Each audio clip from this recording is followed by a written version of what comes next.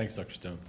Lastly, we have Dr. Carla Biguri, the Director of the Laboratory of International Cardiology at the Clinical Mediterranea in Naples, Italy, and the primary investigator of the Remedial 2 trial, renal insufficiency following contrast media administration trial 2, the renal guard system in high-risk patients for contrast-induced acute kidney injury.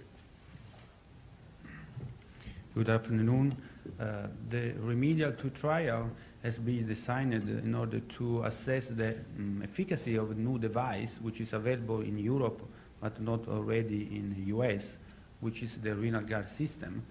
As you know, the contrast media may induce a damage of the kidney, especially in patients at high risk. That means patients with pre-existence chronic kidney disease, with diabetes, old patients. In these patients, we may have a further damage of the kidney, and sometimes we may have a need for dialysis. So we need to prevent these potential complications, and this is why we designed this trial comparing the common conventional strategy, which is prophylactic administration of infusion of sodium bicarbonate plus acetylcysteine, and utilizing the testing group this system. The system is very easy to use. We just need to cannulate a peripheral vein, antecubital vein, and we need to have a Foley catheter in order to collect the urine. And the system works like a balance. We just need to inject a bolus of 250 milliliter of saline and a very limited dose of furosemide in order to increase the urine flow rate. The concept is if we have a high urine flow rate, we eliminate very quickly the contrast from the kidney, so we don't have the chance that the contrast may damage the epithelial cells by apoptotic effect. So as quicker the contrast is eliminated, the lower the risk we have to have the damage. And the theory with this system, we can reach very high urine flow rate, around 300 or more ml per hour, which is the target of the system. So we selected very high-risk patients. That means patients with GFR estimated glomerular filtration rate below or equal to 30 ml per minute, and patients with additional risk factors. We had 147 patients per group at the end of the study, and the mean value of GFR was 32 in both groups. 70% of patients had diabetes mellitus, and so we defined a very high-risk population. Looking to the volume of the contrast we gave 145 ml in the control group and 135 in the renal guard group, so it was similar.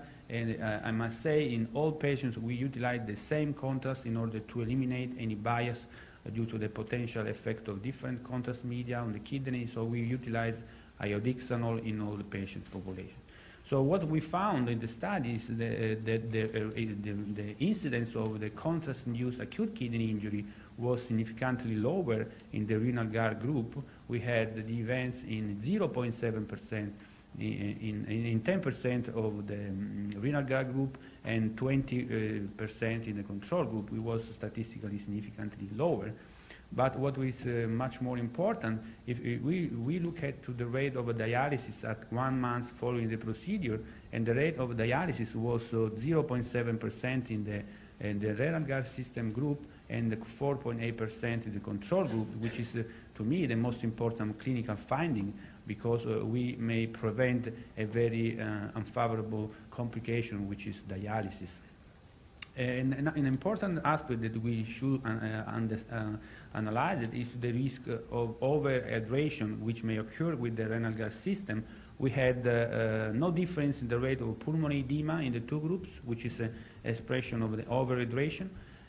Even though it was a little bit higher in the renal guard group, we had 2.7% in the renal guard group rate of pulmonary edema and 0.7 in the control group. So probably in the future we need to be much more accurate in defining how volume of the infusion we need in each specific patient, in order to prevent this potential complication. So in conclusion, the Remedial 2 trial demonstrated that The renal gall system is a very good device, a promising device to prevent contrast-induced acute kidney injury in high-risk patients for these complications. Thanks.